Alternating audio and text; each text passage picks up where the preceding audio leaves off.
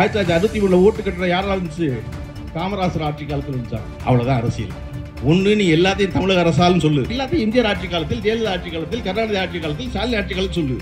அப்போ திருச்சி சிவா, இப்போ கரு பழனியப்பன். காமராஜர் குறித்து அடுத்த சர்ச்சை பேச்சு. காங்கிரஸ் செய்தால் காமராஜர் கட்டினார், ஜெயலலிதா கலைஞர் செய்தால் தமிழக அரசு கட்டியது என்று சொல்லும் அரசியலா? எழுந்திருக்கும் அடுத்த விவாத பொருள். மேலும் அப்துல் கலாம் தனியார் பள்ளிக்கு மட்டும் தான் சென்றார். கலாம் குறித்தும் சர்ச்சை உரையாற்றிய கரு பழனியப்பன். அப்துல் கலாம் என்ன பண்ணாரு? தனியார் பள்ளி புள்ளையில பூரா போய் பார்த்தாரு. ஐயாவுக்கு நேரம் இல்ல, அரசு பள்ளி புள்ளையில போய் பாக்குறதுக்கு நினைச்சிட்டு. அண்மையில் திருச்சி திமுகவை சேர்ந்த எம்பி சிவா மேடை ஒன்றில் பேசும்போது, காமராஜருக்கு குளிர்சாதனம் இல்லை என்றால் தோல் அலர்ஜி ஏற்படும், அதனால் கலைஞர் தான் அவர் தங்கும் விடுதிகளில் ஏசி அறைகள் அமைத்து கொடுத்தார். முன்னதாக காங்கிரசின் இந்திரா காந்தி ஆட்சியில் காமராஜரை கைது செய்ய விடாமல் பாதுகாத்தவர் கலைஞர் கருணாநிதி என்று பேசியிருந்த விவகாரம் சர்ச்சையாக வெடித்து திருச்சி சிவாவின் வீட்டை பல கட்சியினர் முற்றுகையிடும் அளவிற்கு விவாத பொருளாகிவிட்டது. இந்த நிலையில் திண்டுக்கல் மாவட்டம் நத்தம் அருகே சமுத்திரப்பட்டி அரசு துவக்கப்பள்ளியில் நூற்றாண்டு விழா இன்று நடைபெற்றது. இவ்விழாவில் திரைப்பட இயக்குனர் கரு பழனியப்பன், நத்தம் வட்டாட்சியர், முதன்மை கல்வி அதிகாரி மற்றும் ஆசிரியர் பெருமக்கள், ஊர் கிராமத்தினர் உள்ளிட்ட பலர் கலந்து கொண்டனர். விழாவில் சிறப்பு விருந்தினராக கலந்து கொண்ட திரைப்பட இயக்குனர் கரு பழனியப்பன் பேசுகையில், பள்ளிகளில் தமிழ்தாய் வாழ்த்து பாடுகிறோம். 3000 ஆண்டுகளுக்கு முன்பு வந்தவள் தமிழ்தாய் எப்படி சீரிழமையாக இருக்க முடியும்?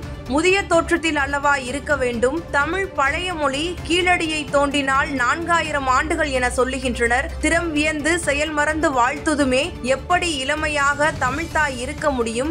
அதை விலக்கிவிட்டால் நமக்கு வளர்ச்சி விளங்கிவிடும். எப்ப தேவையோ அப்போ பெயர் குறிப்பிடுவதும், எப்ப தேவையில்லையோ அப்போது தமிழ்நாடு அரசு ஆக்கிவிடுவதுதான் பெரிய அரசியல். இது எதுவும் அவசியம் இல்லை. நம் பிள்ளைகள் பிரமாதமாக படிக்க வேண்டியது, நன்கு படிக்க வைத்து பணம் சம்பாதிக்க வைத்து அந்த பிள்ளை இந்த பள்ளிக்கூடத்திற்கு வந்து கட்டிடம் கட்டுவது என்றால் அதைவிட மிகச் சிறந்த சந்தோஷம் வேறொன்றும் கிடையாது என பேசியிருக்கிறார். கல்வி அதிகாரிகள் மாதம் ஒருமுறை நேரடியாக அரசு பள்ளிக்கு போங்க.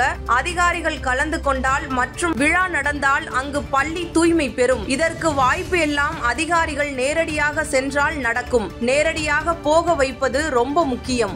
அதிகாரிகள் நேரடியாக பள்ளியில் போகும்போது அங்கு இருக்கக்கூடிய சிக்கல்கள் தெரிய வருகிறது. அதை சரி செய்ய முடியும். 1963 காமராஜர் ஆட்சி காலத்தில் ஓட்டு கட்டிடம் இந்த அரசு பள்ளிக்கு திறந்து வைக்கப்பட்டுள்ளது. 1980 ஆண்டு நடுநிலை பள்ளியாக தமிழக அரசால் தரம் உயர்த்தப்பட்டது. 2010 ஆண்டு நவீன வசதிகளுடன் மேல்நிலை பள்ளியாக தரம் உயர்த்தப்பட்டுள்ளது தமிழக அரசால். ஆனால் ஓட்டு கட்டிடம் காமராஜர் ஆட்சி காலத்தில் வந்தது. மற்றவை தமிழக அரசு என இருக்கிறது. அவ்வளவுதான் அரசியல். ஒன்று எல்லாவற்றையும் தமிழக அரசு என்று சொல்ல வேண்டும், இல்லை என்றால் எம்ஜிஆர், ஜெயலலிதா, கருணாநிதி, ஸ்டாலின் ஆட்சி காலங்கள் என்று சொல். இந்த உரையாடலில் கல்வி விளக்கை ஏற்றி வைத்த காமராஜரின் பெயர் ஓங்கி ஒலிப்பதில் கரு பழனியப்பனுக்கு என்ன பிரச்சனை என கடுமையான விமர்சனங்கள் எழுந்து வருகின்றன. தொடர்ந்து பேசிய கரு பழனியப்பன், அப்துல் கலாம் அவர்கள் தனியார் பள்ளிக்குத்தான் உரையாற்ற சென்றார், நான் அரசு பள்ளிகளுக்கு ஊக்கப்படுத்துவதற்கு செல்வேன் என்று பேசியது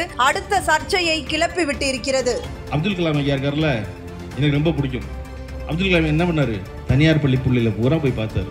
ஐயாவுக்கு நேரம் இல்ல, அரசு பள்ளி புள்ளையில போய் பாக்குறதுக்கு நினைச்சிட்டு நான் என்ன செய்வேன்னா, அப்துல் கலாம் ஐயா விட்ட இடத்துல தொடருவோம், நம்ம அரசு பள்ளி புள்ளையில போய் பார்ப்போம்னு நினைப்பேன்.